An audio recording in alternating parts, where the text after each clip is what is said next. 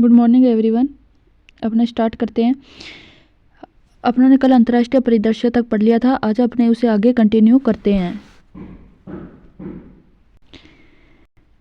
राष्ट्रीय परिदृश्य अपने एक एक आर्टिकल को इराम से देखते जाते हैं। आपराधिक कानूनों से जुड़े 3 विधेयकों को प्रेसिडेंट ने क्या दी? मंजूरी दी। अपने इसमें देखेंगे कि किस कानूनों का, ये अंग्रेजों के टाइम के थे तीनों कानून है, और अब इनमें क्या रिप्लेस कर दिया गया, कौन से कानून की जगह पर, ये अपने इसमें विस्तार से देखेंगे। तो CRPC था, उसकी जगह अब कौन सा कानून आ गया है? भारतीय नागरिक सुरक्षा संहिता है 2023, उसको रिप्लेस कर दिया गया है। CRPC को रिप्लेस करके कौन सा कानून आ गया? भारतीय नागरिक सुरक्षा संहिता 2023। और IPC को रिप्लेस करके कौन सा कानून आया है? भारतीय न्याय संहिता 2023 आया है। एविडेंट एक्ट की जगह अब कौन सा आ गया है? साक्ष्य अधिनियम 2023 आ गया है। और इसमें अपने प्रावधान देखेंगे, BNS में देखेंगे कौन कौन से प्रावधान है। उसकी धारा 150 में देशद्रोह से जुड़ा हुआ प्रावधान है। जो राजद्रोह है अब क्या होगा? देशद्रोह में बदल गया है, अर्थात राजद्रोह में अंग्रेजी कॉन्सेप्ट को क्या कर दिया गया है? समाप्त कर दिया गया है। शासन के खिलाफ कोई भी व्यक्ति बोलता है तो वो बोल सकता है, लेकिन हमारी संप्रभुता, एकता और अखंडता क्या नहीं होनी चाहिए। उसके खिलाफ कोई भी कुछ बोलेगा, कुछ भी करेगा तो उसे क्या दी जाएगी? 7 वर्ष की सजा से लेकर आजीवन कारावास का प्रावधान, कठोरतम सजा दी जाएगी। IPC की धारा 124A में राजद्रोह को लेकर क्या किया गया है? प्रावधान किया गया है। फिर अपने देख लेते हैं कि इसमें 18 वर्ष से कम उम्र की महिलाओं के साथ बलात्कार करता है कोई अपराधी, तो उस अपराधी को क्या दी जाएगा? आजीवन कारावास और मृत्युदंड का क्या किया गया है? प्रावधान किया गया है BNS की धारा 72 के तहत। और गैंगरेप के मामले में 20 वर्ष या जिंदा रहने तक की सजा का प्रावधान किया गया है। BNS में धारा 63 और 64 में इसे क्या किया गया है? परिभाषित किया गया है। यदि कोई व्यक्ति शादी के नाम पर गुमराह करता है या अपनी पहचान छुपाकर क्या कर देता है? शादी करता है, तो 10 साल की सजा होगी। और भारतीय न्याय संहिता खंड 69 में मॉब लिंचिंग को लेकर 101(2) में सजा का प्रावधान किया गया, आजीवन कारावास से लेकर फांसी की सजा तक। अब चार्जशीट दाखिल करने की समय सीमा तय कर इसे 90 दिन तक रखा गया है। और मजिस्ट्रेट को 14 दिन के अंदर क्या क्या लेना होगा कि 14 दिन में इन मामलों का क्या लेना होगा? संज्ञान या फैसला लेना ही होगा। पारित विधेयकों में धाराएं हैं। अब CRPC में पहले कितनी थी? 484 थी। अब इसे रिप्लेस किस में किया गया है? नागरिक सुरक्षा संहिता में किया गया है, BNSS में किया गया है। और अब इसमें कितनी धाराएं हैं? 531 धाराएं हैं। 177 धाराओं को इसमें क्या कर दिया गया है? चेंज कर दिया गया है। और 9 नई धाराएं इसमें जोड़ी गई है। और 14 धाराओं को क्या किया गया है? निरस्त किया गया है। भारतीय न्याय संहिता IPC को क्या कर दिया है? रिप्लेस करेगी। और 511 धाराओं के स्थान पर अब कितनी धाराएं होगी? 358 धाराएं होगी। 20 नए अपराध जोड़े गए हैं। 23 अपराधों को अनिवार्य न्यूनतम सजा रखी गई है। 6 अपराधों को सामुदायिक सेवा का दंड रखा गया है। 19 धाराओं को क्या किया गया है? निरस्त किया गया है। और भारतीय साक्ष्य विधेयक है जो इंडिया एविडेंस एक्ट का स्थान लेगा। 167 के स्थान पर कितनी धाराएं होंगी? 170 धाराएं होंगी। 24 धाराओं में बदलाव किया गया है। 2 नई धाराएं जोड़ी गई है। और 6 धाराओं को क्या किया गया है? निरस्त किया गया है। 6 धाराओं को क्या किया गया है? निरस्त किया गया है। और 24 धाराओं में क्या किया गया है? बदलाव किया गया है। और 2 नई धाराएं इसमें क्या है? जोड़ी गई है। अब ये धाराओं का क्या है, तो 2-3 बारी सुन लेना। सुनने से क्या हो जाएगी, या इसको 2-3 बारी पढ़ लेना सीधा, तो आपको क्या हो जाएगा? ये याद हो जाएगा। प्रेस और पत्रिकाओं का पंजीकरण विधेयक 2023।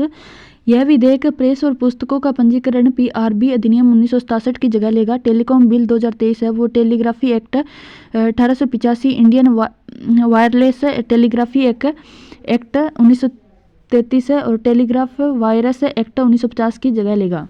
तो ये इतना एक बार देख लेना बस। प्रेस वाला तो देख ही लेना, क्योंकि अपने प्रेस का राइट है, वो देख आप बताना कौन से आर्टिकल में, कमेंट बॉक्स में, कि ये कौन से आर्टिकल के तहत प्रेस का अपने को राइट मिल रहा है, कौन से आर्टिकल के तहत है। ठीक है। तो फ्रांस के प्रेसिडेंट के आने वाले हैं? इमैनुएल मैक्रों होंगे। 75वें अपने अतिथि के रूप में भारत आएंगे। कब? 75वें गणतंत्र दिवस पे। 74वां मतलब के, तो 74वें पे कौन आए थे? मिस्र के प्रेसिडेंट आए थे, अब्दुल फतेह अल सीसी आए थे भारत की यात्रा पर। और फिर अपने को ये याद नहीं रखना कि 2020 में कौन आए थे, उससे पहले कोविड-19 के कारण 2021 में नहीं आ पाए थे। ये अपने को याद नहीं रखना है, 2022 में भी नहीं आ पाए थे। ये सारी चीज़ें अपने को याद नहीं रखना है। अब याद रखना है आपको 2023 का, और 2024 में अब मुख्य अतिथि के रूप में कौन होने वाले हैं? भारत के फ्रांस के प्रेसिडेंट इमैनुअल मैक्रों।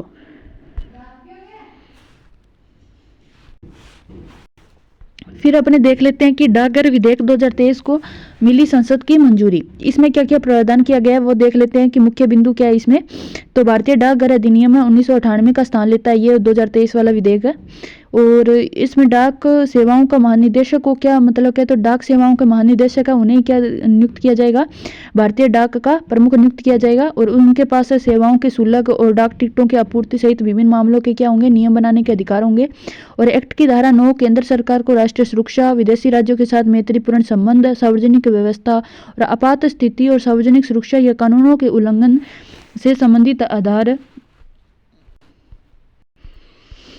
पर अधिकारियों को मेल को रोकने या खोलने से अधिकृत करने का अधिकार देते हैं। ये अधिकार क्या देता है अपने को? इमरजेंसी में या मेल को अपने रोक सकते हैं, और उनको खोलने का भी अधिकार देता है अपने को ये डाक अधिकार, डाकघर विधेयक 2023। विधेयक को इंडिया पोस्ट की सेवा में चूक के लिए दायित्व से मुक्त किया गया है। ऐसे हालातों में डाक अधिकारियों के खिलाफ कोई भी केस नहीं किया जाएगा, और सिटीजन मतलब तो सेट्रिक सर्विसेज के सेंटर के तौर पर विकसित किए जाने की योजना है इसमें। और विधानसभा चुनाव 2023 में भाजपा ने 3 और कांग्रेस ने 1 राज्य सरकार में बनाई सरकार। अपने को पता है कि राज्य से मतलब तो कांग्रेस ने कहाँ पर कांग्रेस ने सरकार बनाई है? तेलंगाना के अंदर अपनी सरकार बनाई है किसने? कांग्रेस ने। और 3 में कौन कौन से बीजेपी आई है? तो छत्तीसगढ़ में, मध्य प्रदेश में, और छत्तीसगढ़, मध्य प्रदेश और राजस्थान में क्या है? बीजेपी ने सरकार बनाई है। और कांग्रेस ने कहाँ पे बनाई है? तेलंगाना में बनाई है। और मिजोरम में अपने देखेंगे कि किसने सरकार बनाई है? जोरम पीपुल्स मूवमेंट ने सत्ता हासिल की है वहाँ पर। और अपने देखेंगे कि इसमें मिजोरम में कितनी सीटें हैं? मिजोरम में 40 सीटें हैं टोटल। और अपने देखेंगे कि मध्य प्रदेश में कितनी सीटें हैं, उसमें बीजेपी को कितनी मिली। और राजस्थान में मतलब कितनी से 200 सीटें मतलब विधानसभा में है, तो कितनी सीटें मतलब क्या, तो बीजेपी को कितनी मिली और कांग्रेस को कितनी मिली। तो ये 2 तो इम्पोर्टेंट हो जाती है अपने लिए। और इसमें अपने राजस्थान को तो क्या करेंगे? विस्तार से पढ़ेंगे। तो मध्य प्रदेश विधानसभा चुनाव 2023 भाजपा के मतलब के तो मोहन यादव क्या बने? नए मुख्यमंत्री। ऐसे ही याद कर लेना कि मैं से क्या है? मध्य प्रदेश में से क्या हो जाएंगे? मोहन यादव हो जाएंगे। और बीजेपी है यहाँ पे, और 163 सीटों पर विजयी हुई है। कौन है? बीजेपी। और उप मुख्यमंत्री कौन है? जगदीश देवड़ा जी बने हैं, और राजेंद्र शुक्ला बने हैं। और विधानसभा स्पीकर कौन है? नरेंद्र सिंह तोमर बने हैं। विधानसभा स्पीकर कौन है? नरेंद्र सिंह तोमर बने हैं। उप मुख्यमंत्री कौन है? जगदीश देवड़ा और राजेंद्र शुक्ला जी बने हैं। और इनको शपथ ग्रहण किसने दिलाई है? वो अपने राज्यपाल है। कौन है? मंगूबाई पटेल है। उन्होंने इनको क्या दिलाई है? शपथ दिलाई है। किसको? उप मुख्यमंत्री राजेंद्र शुक्ला को और जगदीश देवड़ा जी को क्या दिलाई है? शपथ दिलाई है। और कौन है वहाँ पे? राज्यपाल कौन है? मंगूबाई पटेल है। ये आप याद रख लेना कि राज्यपाल कौन है वहाँ पे? मंगूबाई पटेल है। ठीक है। और फिर अपने और भाजपा को कितनी सीटें मिली है? 163 सीटें मिली है। टोटल सीटें कितनी थी? 230 सीटें थी। और कांग्रेस को कितनी मिली है? 66 सीटें मिली है। और छत्तीसगढ़ में देख लेते हैं कि कौन बने हैं? विष्णुदेव साय जी बने हैं, और इनके ये आदिवासी मतलब समुदाय से हैं। और अपने देख लेते हैं कि उप मुख्यमंत्री कौन है? विजय शर्मा और अरुण साव है। और विधानसभा स्पीकर कौन है? रमन सिंह है वहाँ पे।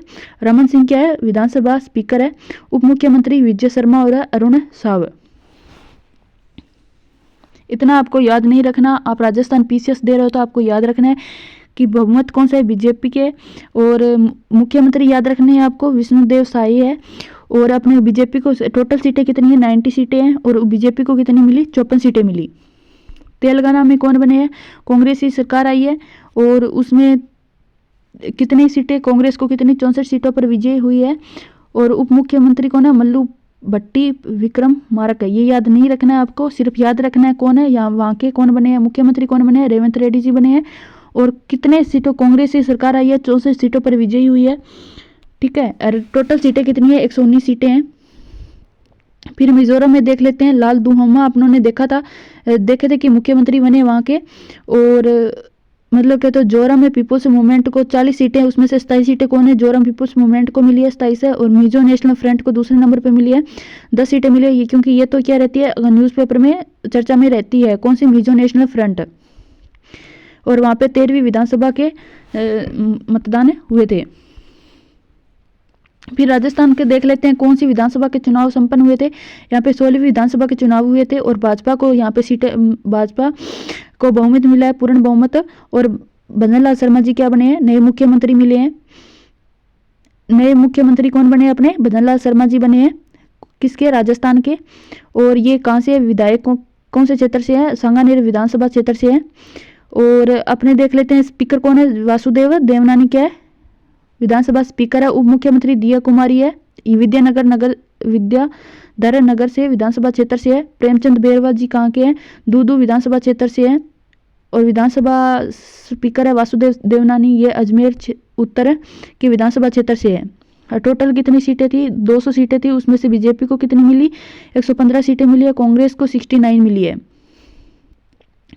जम्मू कश्मीर आरक्षण और पुनर्गठन संशोधन विधेयक संसद में पारित हुए हैं। 2 कानून पास हुए हैं, एक तो जम्मू कश्मीर आरक्षण से संबंधित है, उनको वहाँ पे नौकरियों में और पेशेवरों में क्या दी जाएगी, संस्थानों में जो सामाजिक और शैक्षणिक रूप से पिछड़े हुए और एसटी को एससी हो गई, एसटी हो गई, और सामाजिक और शैक्षणिक रूप से पिछड़े हुए लोग हैं, पेशेवर संस्थानों में नौकरियों में क्या दिया जाएगा, उनको आरक्षण दिया जाएगा। और पुनर्गठन संशोधन विधेयक 2023 का है, ये 2019 का है, उसमें क्या किया गया है, 2019 का पुनर्गठन संशोधन विधेयक है वो 2019 का है, 2023 में इसमें कुछ 2023 में इसमें क्या किया गया है, संशोधन किए गए हैं, वो कौन कौन से हैं, इसमें सीटों की कुल संख्या बढ़ाकर कितनी कर दी है, 90 करने का प्रावधान किया गया। इसमें एससी के लिए कितनी, 7 और एसटी के लिए कितनी, 9 सीटों का प्रस्ताव किया गया इसमें। और उपराज्यपाल है जो विधानसभा में कश्मीरी में विस्थापित हुए हैं, उनमें से 2 सदस्यों को नामांकित कर सकते हैं। एक सदस्य क्या होनी चाहिए, उसमें महिलाएं होनी चाहिए। और अपने पीओके वाला क्षेत्र है, इस बिल में ये भी कहा गया है कि उपराज्यपाल है, यानी कि पाकिस्तान के कब्जे, मतलब वो पीओके वाला क्षेत्र है, जो पीओके वाले क्षेत्र से जो भी लोग विस्थापित हुए हैं उनके प्रतिनिधि करने वाले एक सदस्य को क्या दिया जाएगा, विधानसभा में नामित है, एक सदस्य को वहाँ से क्या कर सकते हैं, अपनी विधानसभा में नामित कर सकते हैं। फिर अपने देखते हैं कि मुख्य निर्वाचन आयुक्त या अन्य आयुक्तों की नियुक्ति से जुड़ा विधेयक संसद में क्या हुआ है, पारित हुआ है। केंद्रीय कानून मंत्री कौन है, अर्जुन राम मेघवाल द्वारा मुख्य चुनाव आयुक्त या अन्य चुनाव आयुक्त सेवा शर्तें और कार्यकाल विधेयक 2023 संसद द्वारा पारित कर दिया गया है। इसमें देखेंगे कि यह विधेयक चुनाव आयोग कानून 1991 का क्या लेगा, स्थान लेगा। और इसमें अपने देखेंगे कि आयुक्तों की नियुक्ति है वो किसकी सिफारिश के आधार पर होगी, कौन करेगा, और इस समिति में कौन कौन सदस्य होंगे, और ये सदस्य मतलब अनुपस्थित रहते हैं तो उनकी जगह पे कौन इनको नियुक्त करेगा, सारी चीज़ें अपने देखेंगे। इनके वेतन भत्ते पहले तो किसके ऊपर, मतलब सुप्रीम कोर्ट के न्यायाधीश के वेतन के बराबर थे, अब किसके समान है इनके वेतन भत्ते, ये सारी चीज़ें इसमें देखेंगे। ठीक है, तो अपने देखते हैं कि इस समिति में मतलब इस जो मुख्य चुनाव आयुक्त और अन्य चुनाव आयुक्त की नियुक्ति है वो किसकी सिफारिश पे होगी, प्रवर समिति की सिफारिश पर होगी। उसमें राष्ट्रपति, ये कौन करेगा इनकी नियुक्ति, प्रेसिडेंट करेंगे। और समिति में सदस्य कौन कौन होंगे, पीएम होंगे और केंद्रीय मंत्री होंगे और लोकसभा के विपक्ष के नेता या लोकसभा के सबसे बड़ी विपक्षी पार्टी के नेता शामिल होंगे। कौन कौन होंगे इसमें, एक तो प्रधानमंत्री शामिल होंगे, एक केंद्रीय मंत्री होंगे और लोकसभा के विपक्ष के नेता इसमें शामिल होंगे। और यदि कोई भी पद रिक्त होने पर चयन समिति की सिफारिश मान्य होगी। चयन समिति की सिफारिश क्या होगी, इसमें मान्य होगी। और chief election commissioner and election commissioner के पदों पर विचार करने के लिए 5 व्यक्तियों का पैनल तैयार करने हेतु एक खोज समिति होगी जिसकी अध्यक्षता कौन करेंगे, कैबिनेट सचिव करेंगे। केंद्र सरकार में सचिव या उससे ऊपर के पद पर रह चुके व्यक्ति चुनाव आयुक्त बन सकते हैं। या तो क्या वो सचिव रह चुके हो या उससे ऊपर पद पर रह चुके हो तो वो क्या बन सकते हैं, चुनाव आयुक्त बन सकते हैं। विधेयकों के अन्य प्रावधानों के अनुसार मुख्य चुनाव आयुक्त या अन्य चुनाव आयुक्त की नियुक्ति ड्यूटी के दौरान कोई आदेश देते हैं तो न्यायालय उनके खिलाफ कोई कार्रवाई नहीं कर सकता। मुख्य चुनाव आयुक्त और अन्य चुनाव आयुक्त की वेतन एवं सेवा शर्तें कैबिनेट सचिव के क्या होगी, समान होगी। 1991 के अधिनियम के तहत वेतन सर्वोच्च न्यायालय के न्यायाधीश के वेतन के समान थे, अब किसके समान होंगे, कैबिनेट सचिव के समान होंगे। याद रखना आपको, पहले किसके ऊपर मतलब के तो 1991 का अधिनियम था किसके समान थे? उनके वेतन भत्ते सुप्रीम कोर्ट के न्यायाधीश के समान थे। अब किसके समान होंगे? कैबिनेट सचिव के समान होंगे। फिर जम्मू कश्मीर में अनुच्छेद 370 हटाने का निर्णय वैध माना है। किसकी अध्यक्षता में 5 जजों की पीठ बैठी थी? चंद्रचूड़ की अध्यक्षता में बैठी थी। और इसमें जो जम्मू कश्मीर में विशेष दर्जे वाला जो भी पीएम अपने नरेंद्र मोदी जी ने 5 अगस्त 2019 को जम्मू कश्मीर 370 का प्रभाव को ख़त्म कर दिया था। कब? 5 अगस्त 2019 को। अभी उसमें मतलब कि तो विशेष दर्जे को ख़त्म करने का फैसला वो बरकरार किसने रखा है? चंद्रचूड़ की अध्यक्षता में बरकरार रखा है। विश्व के पहले पोर्टेबल हॉस्पिटल का अनावरण किया गया है। उसका नाम क्या है और कहाँ पर अनावरण किया गया है? गुरुग्राम हरियाणा में किया गया है। और उसका नाम क्या है? आरोग्य मैत्री एंड क्यूब। और प्रोजेक्ट विषम याद रखना है आपको। इसका पूरा नाम क्या है? भारत हेल्थ। ठीक है, इसका पूरा नाम आपको याद रखना है। इसके तहत स्वदेशी रूप से डिजाइन की गई मॉड्यूलर आघात प्रबंधन और सहायता प्रणाली अलग किए जा सकने वाले योग्य मिनी क्यूब्स से बनी है।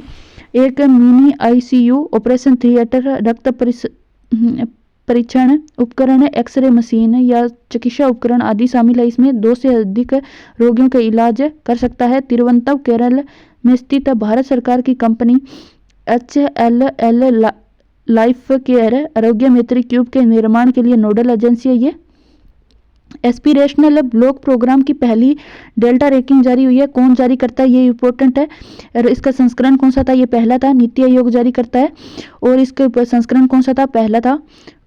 ये फर्स्ट रैंकिंग है। देश भर में तो 329 से अधिक आकांक्षी जिलों और 500 से अधिक आकांक्षी ब्लॉकों को भागीदारी रही है इसमें। तेलंगाना के आसिफाबाद तिरियानी कुमुरा में भीम ब्लॉक का पहला स्थान रहा है। और दूसरा स्थान किसका है? उत्तर प्रदेश के कौशाम्बी ब्लॉक का रहा है।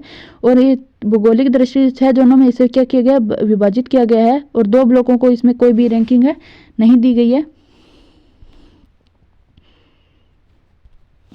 ये तो आपको क्या नहीं रखना? याद ही नहीं रखना। और इसमें पुरस्कार राशि कितनी है? तो पुरस्कार राशि फर्स्ट रैंकर को तो कितनी जाएगी?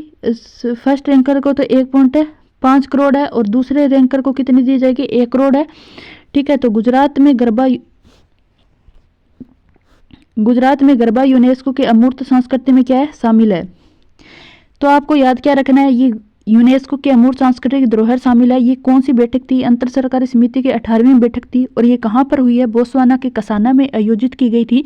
कहाँ पर की गई थी? बोत्सवाना के कसाने में आयोजित की गई थी।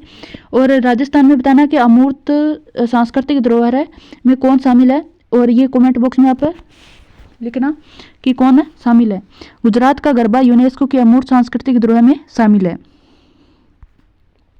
ठीक है, तो आपको ये चीजें याद रखनी है। फिर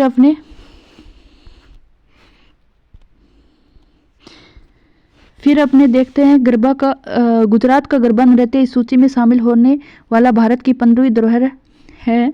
और भारत को वर्ष 2022 में 4 वर्षों के कार्यकाल के लिए ICH कन्वेंशन 24वीं सदस्य अंतर सरकारी समिति का हिस्सा बनने के लिए चुना गया है। फिर अपने देख लेते हैं इसमें NCRB ने जारी की NCRB ने क्या जारी किया गया है? भारत अपराध 2022 की रिपोर्ट को क्या किया गया? जारी किया गया है। और इस आंकड़ों के महत्वपूर्ण रुझानों को स्पष्ट रूप से देखते हैं कि क्या क्या है इसमें। साइबर अपराध क्या है? 24.4% की आर्थिक मतलब 24% की वृद्धि देखी गई है। आर्थिक अपराधों में भी 11.1% की उल्लेखनीय वृद्धि हुई है पिछले वर्ष की तुलना में 11.1 की। और साइबर अपराधों में 24.4 की वृद्धि हुई है। और इसी प्रकार वरिष्ठ नागरिकों के विरुद्ध अपराध 9.3% की वृद्धि और महिलाओं के विरुद्ध अपराध में 4% बढ़े हैं। महिलाओं के मतलब ये याद रखना, आप ये डाटा तो कहीं भी यूज कर सकते हो। कौन सा? ये महिलाओं के विरुद्ध अपराध, ये आप तो कहीं भी ये डाटा को ये यूज कर सकते हो। कोई मेंस लिख रहे हो, पीसीएस लिख रहे हो, तो आप मतलब आपको ये डाटा यूज कर सकते हो वहाँ पर। NCRB रिपोर्ट मैंने महत्वपूर्ण तथ्य कौन से? SC के खिलाफ अपराध 13.1% में वृद्धि देखी गई। ST में कितने? 14.3% वृद्धि दर्ज की गई। 2022 में आत्महत्याओं के मामले में 2021 तुलना में कितने % की वृद्धि हुई है? 4.2 में।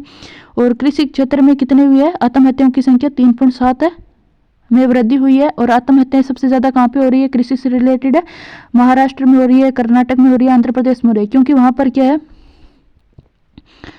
मानसून है, क्या है, यहाँ पे बाढ़ आ जाना और वहां पर मतलब सूखा पड़ना, तो जिसके कारण क्या किसान अपने आत्महत्या कर लेते हैं।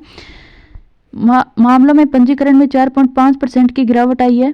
प्रति लाख जनसंख्या पर अपराध दर वर्ष 2021 के 445.9 से घटकर 2022 में 422.2 हो गई है। आत्महत्या के दर से मामले में उत्तर प्रदेश सबसे आगे है, उसके बाद में बिहार, महाराष्ट्र और मध्य प्रदेश, राजस्थान रहा है। हत्या में सबसे कम मामले कहाँ पर दर्ज किए गए हैं? सिक्किम के हैं। कितने? 9 ही मामले दर्ज हुए हैं। और महिलाओं के विरुद्ध अपराध के मामले में राजस्थान कौन से स्थान पे रहा है? तीसरे पे रहा है। सबसे ऊपर कौन रहा है? उत्तर प्रदेश रहा है। ठीक है, तो आप ये क्या कर सकते हो, महिलाओं के अपराध वाला कैसे यूज कर सकते हो, ये आप अभी पीछे से राजस्थान पीछे से होने वाला है, तो आप कोई भी ऐसे कोई लेख आ जाए, निबंध आ जाए, तो आप इसमें क्या कर सकते हो, ये डाटा क्या कर सकते हो, यूज कर सकते हो। राष्ट्रपति द्वारा केंद्रीय मंत्रिपरिषद में अतिरिक्त प्रभार का वितरण किया गया। राष्ट्रपति ने प्रधानमंत्री की सलाह पर संविधान के अनुच्छेद 75 के खंड 2 के तहत केंद्रीय मंत्रिमंडल में नरेंद्र सिंह तोमर, प्रहलाद सिंह पटेल और रेणुका सिंह श्रुता के त्यागपत्र को क्या कर लिया? स्वीकार कर लिया। उनकी जगह किस अन्य व्यक्तियों को क्या किया है? नियुक्त किया गया है।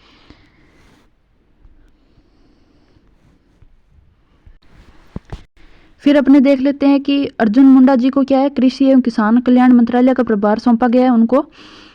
ये तो क्या है, कैबिनेट मंत्री है अर्जुन मुंडा जी, कृषि एवं किसान कल्याण मंत्रालय इनको सौंपा गया है। आप कैसे याद रखोगे? जैसे कि आप खाद्य प्रसंस्करण वाला है, तो अपने सौभाग्य लोग होते हैं जिनको क्या मिलता है? खाना मिलता है। तो आप कैसे याद रखोगे? राज्य मंत्री शोभा को क्या मिला है? शोभा जी को क्या मिला है? खाद्य प्रसंस्करण उद्योग मंत्रालय मिला है। राज्य मंत्री को प्रभार सौंपा गया है, ये आप याद रखोगे। कैसे याद रखोगे? सौभाग्य है जिसे क्या मिलता है? खाना मिलता है। तो खाद्य प्रसंस्करण उद्योग किसको मिला है? शोभा जी को मिला है। और जल से अपना क्या है, जीवन क्या है? सुरक्षित रहता है। तो जीवों का जीवन क्या रहता है? जल से क्या रहता है? जीवों का जीवन सुरक्षित रहता है। जल के बिना तो जीवन क्या है? सुरक्षित ही नहीं है। तो अपने कैसे याद रखेंगे? तो जीव से क्या रखेंगे? जल याद रखेंगे। जल शक्ति मंत्रालय का प्रभार किसे सौंपा गया है? राजीव चंद्रशेखर को सौंपा गया है। भारत जन ऐसे बोलते हैं ना अपने, तो भारत जन से कैसे याद रखेंगे? डॉक्टर भारती प्रवीण पवार को क्या दिया गया है? जनजातीय कार्य मंत्रालय सौंपा गया है। ठीक है, फिर है सर्ववेद महामंदिर है, वो कहाँ पर है? वाराणसी उत्तर प्रदेश में है। ठीक है, और ये याद नहीं रखना कि गुंबद युक्त 7 मंजिला है, ये याद रख लेना आप इसमें। और दुनिया विश्व का सबसे बड़ा ध्यान केंद्र है ये। और इसमें ये याद नहीं रखना कितने लोग बैठ सकते हैं, 20,000 से अधिक लोग बैठ सकते हैं, किसके तो हैं, ये याद रखने वाली बातें नहीं है। इस आर्टिकल को आप स्किप कर देना चाहे तो। ठीक है, उत्तराखंड के स्थानीय निवासी विधेयक है। ठीक है, उत्तराखंड के स्थानीय निवासी विधेयक है। झारखंड के विधानसभा में स्थानीय नीति विधेयक बिना किसी संशोधन के 20 दिसंबर 2023 को पारित कर दिया गया है। इसके अनुसार जिन लोगों के पूर्वजों को 1932 के खातियान भूमि रिकॉर्ड में दर्ज थे, झारखंड का स्थानीय निवासी माना जाएगा। और जिन लोगों के उन्हें झारखंड के स्थानीय लोगों को राज्य में 3rd और 4th ग्रेड की नौकरियां में 100% क्या मिलेगा? आरक्षण मिलेगा। जो 1932 से भूमि रिकॉर्ड में दर्ज है उनको तो क्या मिलेगा? आरक्षण भी मिलेगा, और आरक्षण में भी लाभ मिलेगा। जो भी इससे पहले झारखंड विधानसभा के विशेष सत्र में 11 नवंबर 2022 में पारित इस विधेयक को राज्यपाल ने अटॉर्नी जनरल की राय के साथ लौटाते हुए पुनर्विचार करने को कहा था।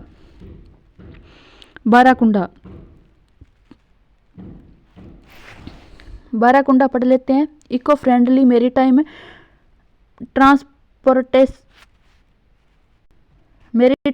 ट्रांसपोर्टेशन को बढ़ावा देने के उद्देश्य से देश की सबसे तेज सोलर इलेक्ट्रॉनिक बोट कौन सी है? बाराकुंडा है, और इसमें लॉन्च की गई है केरल के अल्लापुजा स्थित नवगाथी पनावली यार्ड में। औपचारिक रूप से इसे क्या किया गया है? लॉन्च किया गया है। और नामकरण इसका किस आधार पर किया गया है? उक्त सोलर इलेक्ट्रॉनिक बोट को यह नाम है खारे पानी की डरावनी शिकारी मछली बारकुंडा के नाम पर दिया गया है। किसके नाम पर है? डरावनी शिकारी मछली कौन है? बारकुंडा के नाम पर दिया गया है। इलेक्ट्रॉनिक बोट को यह नाम है खारे पानी की डरावनी शिकारी मछली बारकुंडा के नाम पर इसका नाम दिया गया है। और निर्माण अत्याधुनिक नाव है मचगांव डोक शिपयार्ड नेवल्ट द्वारा संयुक्त रूप से विकसित किया गया है। किस किस के द्वारा? अत्याधुनिक नाव को किसने इसको विकसित किया गया है, मतलब संयुक्त रूप से विकास किया है, इसका विकसित किया गया है? मचगांव डोक शिप बिल्डर्स और नेवेल्ट और मचगांव डोक शिप बिल्डर्स के द्वारा। 14 मीटर लंबी 4.4 मीटर चौड़ी नाव की अधिकतम, ये याद आपको नहीं रखना। फिर आता है JN फर्स्ट। कोविड-19 का ओमिक्रॉन वेरिएंट का सब वेरिएंट है जो विश्व भर में क्या है फैल रहा है। ये सबसे पहले इसका कहाँ पे देखा गया है? या केरल में इसका मामला है सबसे पहले दर्ज किया गया है। और फिर उसके बाद में अपने देखते हैं समक्का सरक्का केंद्रीय जनजातीय विश्वविद्यालय। समक्का सरक्का केंद्रीय जनजातीय विश्वविद्यालय की स्थापना तेलंगाना राज्य के मुलुगु में की गई है। केंद्रीय विश्वविद्यालय संशोधन विधेयक 2023 संसद द्वारा दिसंबर 2023 लोकसभा में, ये याद नहीं रखना आपको कब पारित हुआ कब नहीं, ठीक है।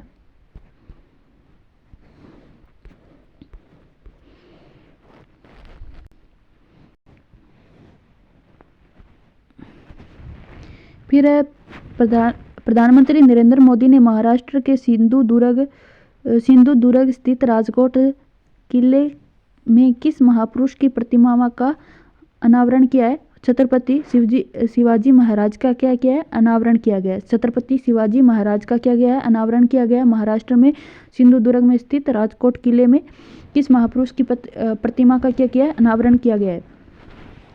प्रधानमंत्री नरेंद्र मोदी ने नौसेना में रैंकों के नाम किस आधार पर बदले जाने की घोषणा नौसेना दिवस के अवसर पर की गई है? नौसेना दिवस कब मनाया जाता है? ये याद रखना है, 4 दिसंबर को बनाया जाता है। और उसके ऊपर प्रधानमंत्री नरेंद्र मोदी ने नौसेना में रैंकों के नाम किस आधार पर बदले जाने की घोषणा की है? भारतीय संस्कृति के अनुसार की है। और भारतीय रेलवे ने हाथियों की वजह से होने वाले रेल हादसों को रोकने के लिए आर्टिफिशियल इंटेलिजेंस आधारित कौन सी एक नई स्वदेशी प्रणाली पेश की है? गज अपने को पता है हाथी को कहते हैं, तो इसे याद रख लेना कि कौन सा एक स्वदेशी प्रणाली पेश की है? गजराज सुरक्षा कवच। मतलब अपने को हाथियों से सुरक्षा पानी है ताकि रेल हादसों में कमी आए, तो गज मतलब हाथी और मतलब सुरक्षा कवच, ठीक है। लोकसभा के भीतर सुरक्षा में भारी चूक 13 दिसंबर 2023 की घटना के बाद गृह मंत्रालय ने संसद की सुरक्षा का जिम्मा किसे सौंपने का निर्णय किया है? CISF को सौंपने का काम किया है। किसने? केंद्रीय औद्योगिक सुरक्षा बल। किसको सौंपने का काम किया? किसको सौंपा है? ये केंद्रीय औद्योगिक सुरक्षा बल को सौंपा है। रक्षा मंत्रालय और TCIL ने किस परियोजना के लिए 588 करोड़ के समझौते पर हस्ताक्षर किया? डिजिटल तटरक्षक परियोजना। किसका? डिजिटल तटरक्षक परियोजना। फिर याद रखना कि भारत में ब्लैक टाइगर और मेलानिस्टिक बाघ की उपस्थिति किस टाइगर रिजर्व में की गई है? उड़ीसा के सिमलीपाल टाइगर में रिजर्व में की गई है। सिमलीपाल टाइगर रिजर्व तो बहुत ज़्यादा क्या रहता है, नेशनल पार्क है। सिमलीपाल बहुत ज़्यादा चर्चा में रहता है। ये कहाँ पर है? सिमलीपाल टाइगर रिजर्व उड़ीसा के अंदर है। आम आदमी पार्टी के राज्यसभा में पार्टी का नेता किसे नियुक्त किया गया है? आम आदमी पार्टी ने किसे राज्यसभा में पार्टी का नेता घोषित किया है? राज्यसभा में पार्टी का नेता किसे घोषित किया? राघव चड्ढा जी को घोषित किया गया है। ये तो आपको पता ही होगा कि राघव चड्ढा जी तो ये चर्चा में रहते ही हैं। इनको क्या किया गया? आम आदमी पार्टी ने राज्यसभा में पार्टी के नेता नियुक्त किए हैं। दिल्ली सरकार ने कैलाश गहलोत के पास रहा कानून और न्याय विभाग का प्रभार अब किसे सौंप दिया गया? आतिशी को सौंप दिया गया। किसको सौंप दिया गया? आतिशी को सौंप दिया गया। खाद्य गाइड टेस्ट एटलस ने वर्ष 2023 मतलब खाद्य गाइड का टेस्ट एटलस जारी करता है। इसकी रिपोर्ट है। भारत को स्वादिष्ट व्यंजनों के मामले में कौन सा स्थान मिला है? 11वां। कौन सा स्थान मिला है? 11वां स्थान मिला है। फिर है केस के बदले में सवाल के मामले एथिक्स कमेटी की रिपोर्ट के तृणमूल कांग्रेस के किन सांसद को 8 दिसंबर 2023 को लोकसभा में निष्कासित कर दिया है?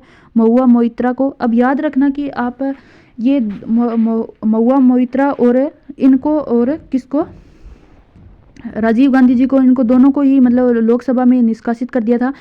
राजीव गांधी की तो बहाली हो गई थी। इनका महुआ मोइत्रा का केस, इन दोनों का केस में क्या है डिफरेंस है, दोनों का केस क्या है अलग अलग है। केस के मामले सवाल के, ये आर्टिकल याद रखना कि आपसे कौन से आर्टिकल पूछ सकते हैं कि 105 आर्टिकल में क्या है, तो ये सारी चीज़ें आपको क्या है ध्यान रखनी होगी। केस के बदले सवाल के मामले में एथिक्स कमेटी की रिपोर्ट के बाद तृणमूल कांग्रेस के किन सांसद को 8 दिसंबर 2023 को लोकसभा से निष्कासित कर दिया गया है, महुआ मोइत्रा को। बहुजन समाज पार्टी के प्रमुख मायावती ने किसे अपना उत्तराधिकारी घोषित किया, आकाश आनंद को। किसको, आकाश आनंद को। मायावती ने किसे घोषित कर दिया, आकाश आनंद को क्या कर दिया, अपना उत्तराधिकारी घोषित कर दिया। संयुक्त राष्ट्र ने खाद्य एवं कृषि संगठन AFO द्वारा हाल ही में जारी रिपोर्ट के अनुसार भारत ने वर्ष 2021 में कितने % लोग स्वास्थ्य आहार की व्यवस्था करने में सक्षम नहीं है। 74% ऐसे लोग हैं जो लोग स्वस्थ आहार की व्यवस्था करने में सक्षम नहीं है। किस राजवंश ने टिल्ला थप्पन प्रणाली को वर्ष 2023-24 के लिए यूनेस्को की विश्व धरोहर सूची में शामिल करने हेतु भारत के नामांकन के रूप में पेश किया है, अहोम राजवंश असम के। ठीक है, फिर अपने देखेंगे कि डुओलिंगो में द्वारा वैश्विक भाषा रिपोर्ट के अनुसार सीखने और पढ़ने में सबसे लोकप्रिय भाषा कौन सी है, अंग्रेजी है। इस मामले में राजस्थान का कौन सा स्थान है, वो सारी बातें इसमें 8वां स्थान है। ठीक है, कौन सा स्थान है, 8वां स्थान। और आगे की वीडियो अपने कंटिन्यू करेंगे। ये 5-6 क्लास में क्या हो जाएगी, ये क्रोनोलॉजी कंप्लीट हो जाएगी। आगे की कितनी 5-6 वीडियो में सारी ये क्रोनोलॉजी कंप्लीट हो जाएगी। फिर अगले मंथ से अपने क्या है स्टार्टिंग से स्टार्ट कर देंगे और जल्दी ख़त्म कर देंगे 5-6 वीडियो बना के। मतलब क्रोनोलॉजी तो आ ही जाती है, 1-2 फरवरी तक आ ही जाएगी और इसके बाद में अपने क्या है 10-12 फरवरी तक कंप्लीट कर देंगे उस क्रोनोलॉजी को। और पीछे से दिसंबर से स्टार्ट कर देंगे, दिसंबर की क्रोनोलॉजी, और पीछे से भी स्टार्ट कर देंगे। 6 मंथ की तो करंट अफेयर है अपने, जैसे ये वसुचर वाला आ रहे हैं फॉरम वगैरह वगैरह, तो ये इसमें अपने लिए क्या हो सकती है, इंपॉर्टेंस हो सकती है।